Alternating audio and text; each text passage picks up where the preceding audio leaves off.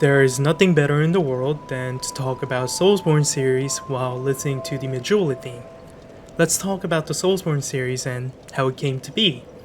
Ever since the commercial and cultural success of Demon Souls, created by From Software of Japan back in 2009, From has made a name for themselves within the gaming community for many different reasons.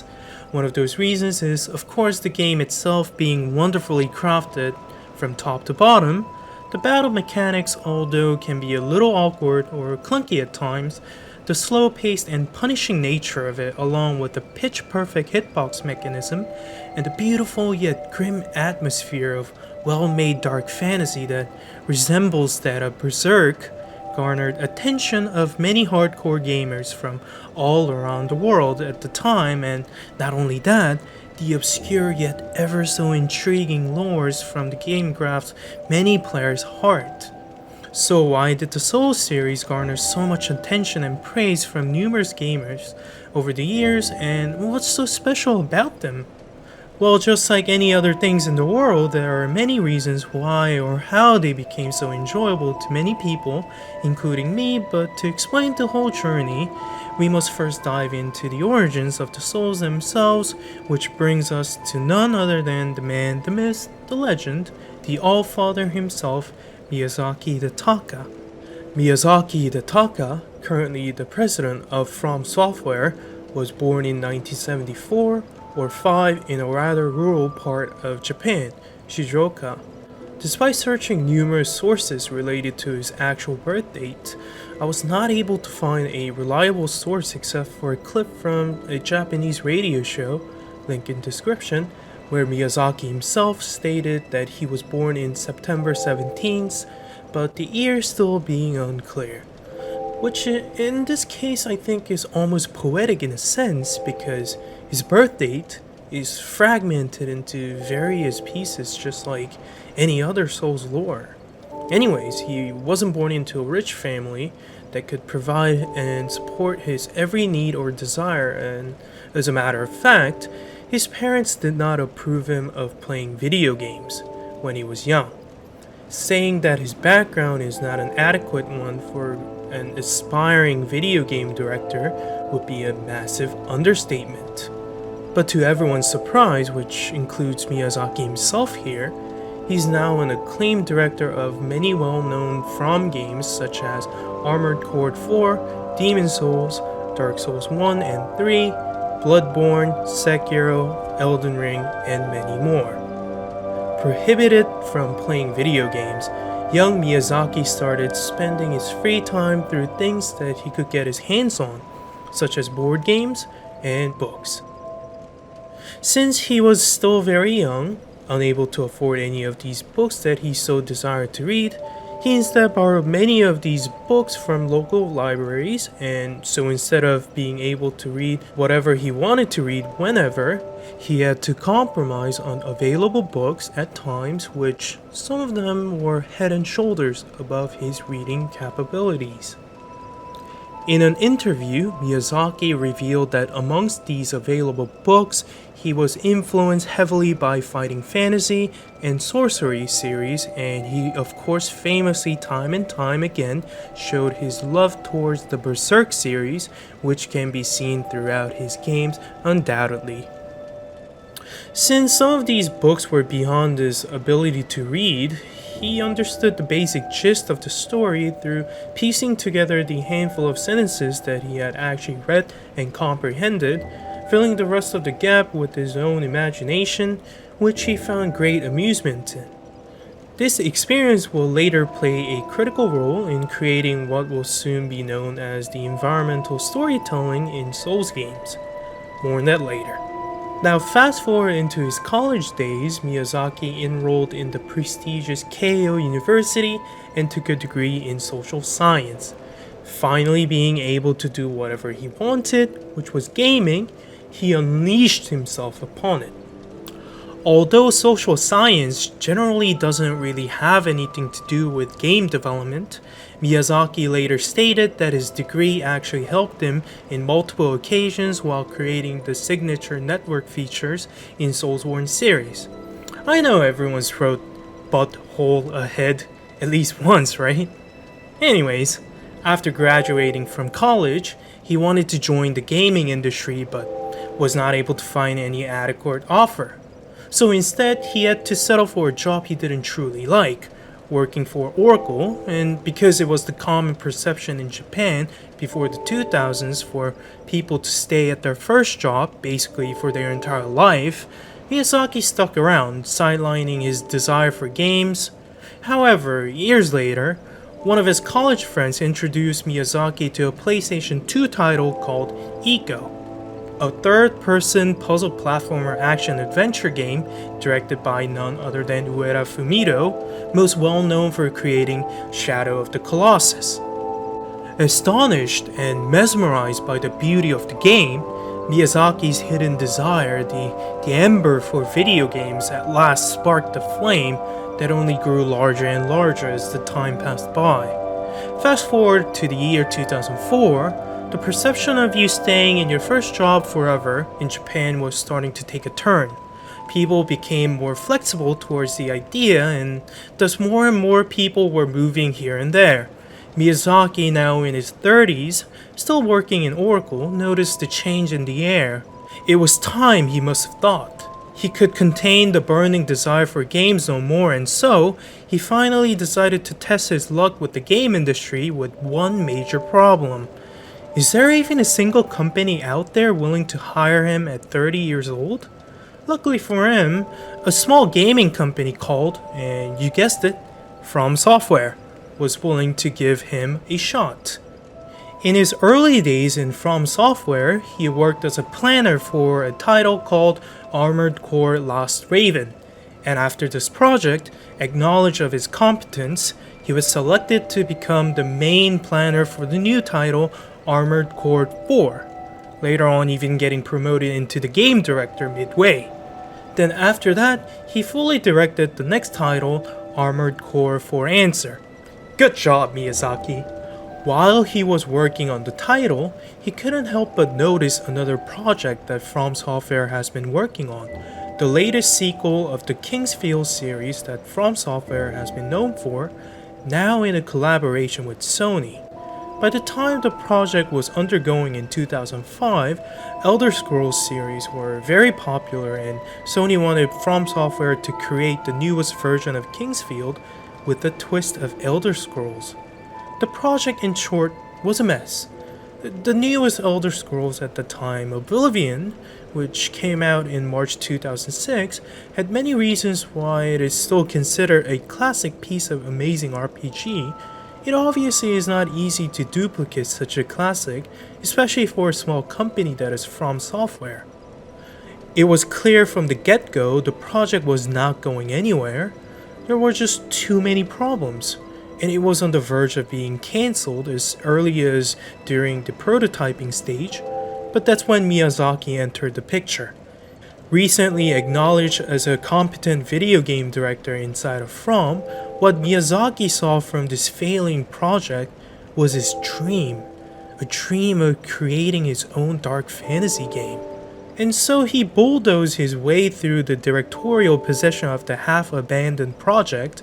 I mean, after all, if it fails, it was a failing project anyway, so he wouldn't get flagged for it, and if he succeeds, then he would only be praised for it, all the while having a blast of his own by being able to direct his game however he wanted to. So he became the director and started molding the game in his own ways, and well, the rest is history. This project was later released as a PlayStation 3 title in 2009 as Demon's Souls.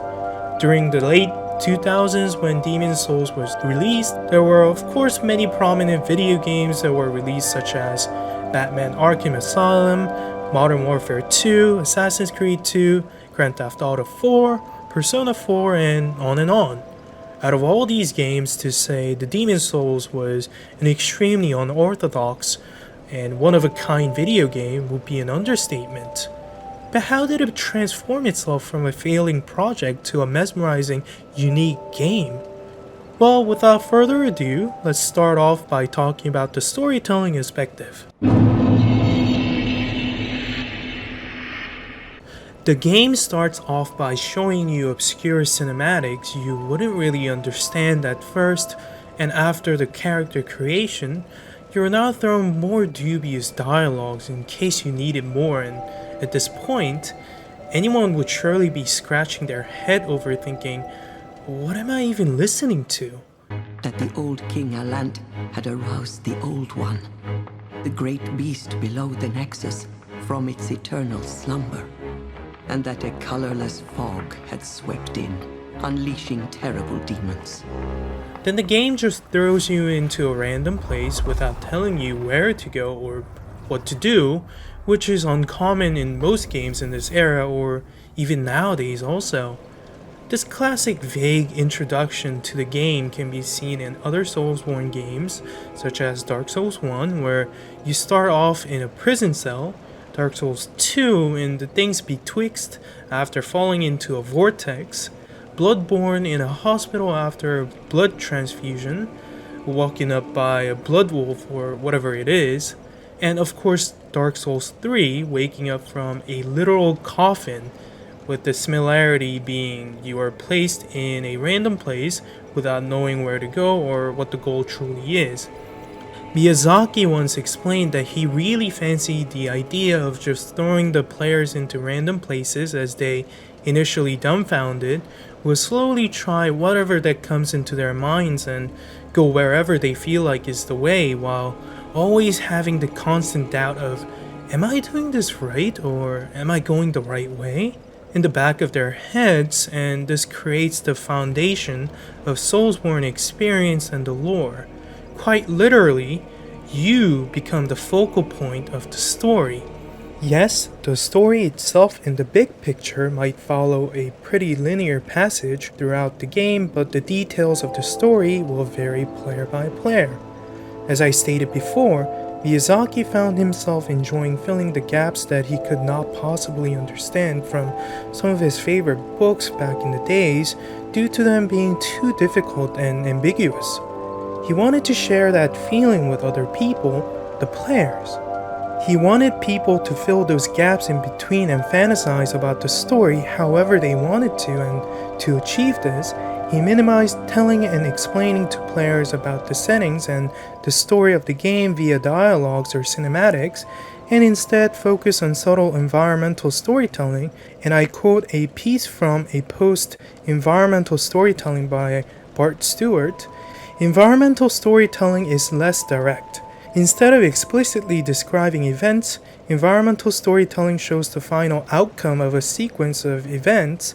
Then it invites players to make up their own stories about what happened to cause that outcome.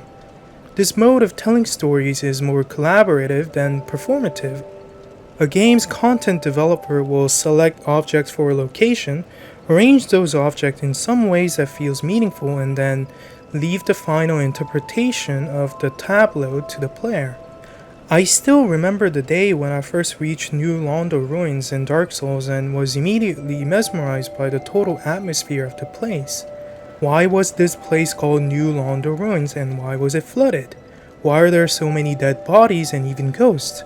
The more I explored, the more I got to learn about the place and the grim history behind it, all without a whole lot of dialogues.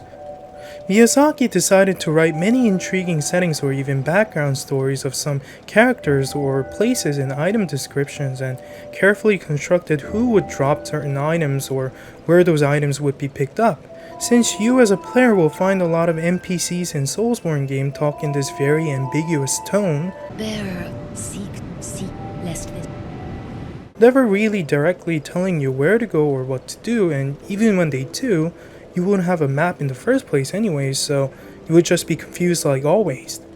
It will be the item descriptions, the buildings, and the atmosphere of the game that will eventually help you fill those gaps, to reimagine and recreate what was once lost. Take this rather well-known Bloodborne lore as an example. There's a girl that you can talk to through this window in central Yharnam. Who are you? I don't know your voice, but I know that smell. Are you a hunter? Yes, we look for my mum. Daddy never came back from the hunt, and she went to find him, but now she's gone too. I'm all alone and scared. What Mum wears a red jeweled brooch. It's so big and beautiful, you won't miss it. Oh, I mustn't forget. If you find my mum, give her this music box. It plays one of Daddy's favourite songs. And when Daddy forgets us, we play it for him so he remembers. Mum's so silly running off without it. She asks you if you'd be kind enough to find her mum, and us, of course, being a bunch of good Samaritans, will say yes. We're looking for her mother and possibly her father too. We can hunt down a boss called Father Gascoigne at the end of Central Yarnum. The girl handed us a tiny music box that reads, "A small music box received from a young Yarnum girl. Plays a song shared by her mother and father. Inside the lid is a small scrap of paper, perhaps an old message. Two names can be made out, however faintly, Viola and Gascoigne. If you play the music box during the boss fight, Gascoigne will stop attacking and instead start to clutch his head in pain, muttering to himself.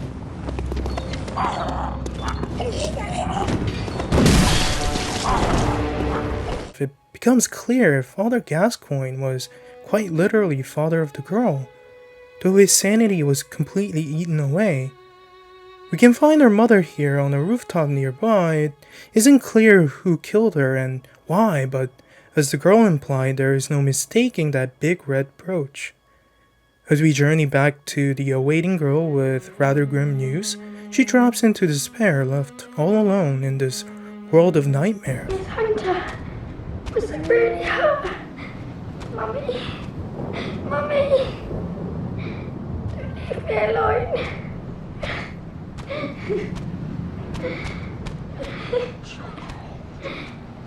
She decides to leave her home, probably unable to stay any longer inside of what was a family house without going lunatic. Killing a man-eating pig down the sewer nearby paints a dark picture. The pig drops a red messenger ribbon, a ribbon that a young girl would wear that reads, "The thick, pungent red was drawn from the organs of some unfortunate victim." Later in the game, when we return to our house, you'll notice the light is up. You haven't by any chance seen my little sister, have you? I told her to look after the house, but she's run off somewhere. She's still quite small, and wears a big white ribbon. Have you seen her out there anywhere? Her sister weeps in pain, realizing the grim nature of the state of affairs she's fallen into. Forlorn. Oh, how did this happen? Why would she ever go outside? At least I'll have something to remember her by.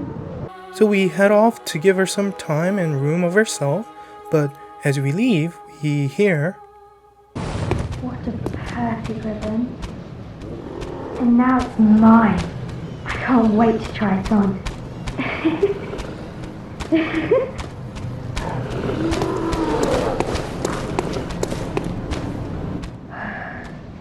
Oh, it's wonderful. if we decide to return for the last time after the incident, we can find a dead body of a girl, just lying there on the floor next to a brick troll. It is unclear what really happened, but seeing that the body yields the white messenger ribbon, it is likely that this is the body of the sister. These type of fragments of lores that we can savor form up the basic structure of what could be a pretty cliche story but becomes intriguing and more than just another side quest inside of, let's say, an Ubisoft game, because the stories are never forced upon us. It's on us to decide whether or not to breathe life into the story, just like Miyazaki did when he was young, filling in the gaps and molding the plot however you like. What exactly happened to her father? Why was he turned into a beast, and why was her mother slain, and to whom? How is it that her sister cared more about the ribbon and not her own blood? Was she even the girl's sister in the first place? These bits are all out there for you to decide. Lastly, I want to also take time to talk about Miyazaki's usage of the hub. Every From Souls game have their own respective hubs within the game. Since there are no indications or clear follow-through for side quests in Souls games, They were designed in a sense where players could precede a lot of them by coming back to the hub. Sometimes certain NPCs will be added to the hub, sometimes they will be missing, and sometimes you will even find them killed. For this system to work, From decided to create what's known as the Fire Keepers. In most Souls games, it is essential to keep coming back to the Fire Keepers to either level up or have your heals upgraded. Since Fire Keepers almost never leave their own respective hubs, you'll be revisiting the hubs many times during your playthrough. This also ties into the interlinked map design of the Souls games, but let's talk more about that in the next section, which is game design. Back to Demon Souls, you proceed on till you eventually face this abomination known as Vanguard. The battle is designed for the new players to die and, through death, reach Nexus, letting the players have a little taste of what's to come, Lady Death.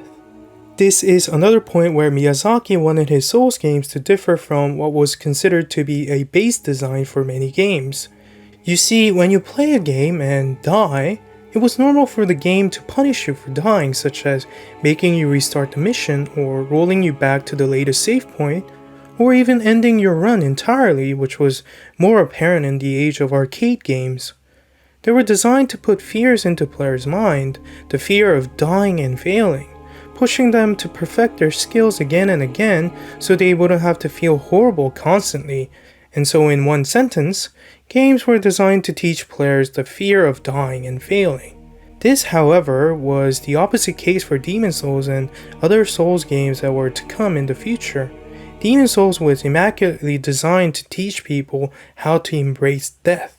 Yes, it still feels bad to die in the Souls games, and yes, it does penalize you if you die 2 times in a row without retrieving your souls, and yes, death is still a death in the game, but by dying again and again, it also paradoxically breathed more life into the players. Miyazaki adopted a very static design for the Souls games, meaning that the level design always stayed the same, including the enemies, regardless of your death, so it doesn't matter if you die to an ambush.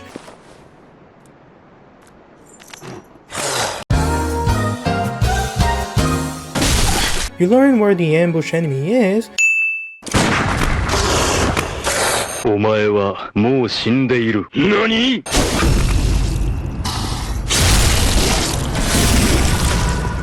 and to be more careful of your surroundings, learning how to catch all the hints the game provides you with.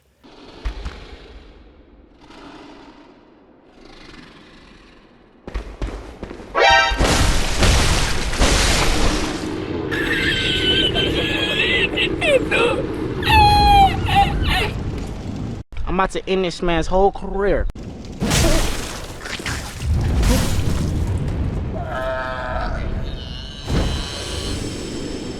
It doesn't matter if you're kicked off the ledge by a giant skeleton, you learn to move past them and not be kicked again. You as a player become better and better with every death, eventually embracing death as part of the game. This system eventually also ties directly back into the sense of achievement, because what first looked like an indomitable fortresses or unbeatable enemies, you learn to adapt how to overcome them through multiple deaths, mastering your playstyle as you get to know ins and outs of the stages and bosses, which leads to this ultimate satisfaction as you overcome your fears of death and ultimately triumph over your enemies. To maximize the euphoria the players would attain after navigating through a new map and beating a difficult boss, Miyazaki and the team carefully constructed the in-game level design to a near immaculate level. Let's take Demon Souls for example. You start off at the gates of Boletaria, spawning right in front of this huge iron gate. You'll journey through various places without any proper guidance except for maybe messages on the floor from other players. Walk up these stairs to get hit by a boulder, travel to this narrow corridor so now you can launch the boulders towards the enemies, run through this bridge before you get burnt alive by a huge red dragon, pull down this lever to open up the iron gate, advance through this staircase all the way down to where the lever is, and voila! You're right back at the iron gate where the boss of this map awaits you. How about another example from Dark Souls 1? You travel from the Firelink Shrine, the hub, up this hill towards the Undead Berg. You'll travel up various stairways and again, be wary of them boulders. Miyazaki really loves them. Up you go. Kill the Taurus demon. Run through this bridge before you get burnt alive by a huge red dragon season 2. Don't get eaten by this iron boar, all the way up to where this church is.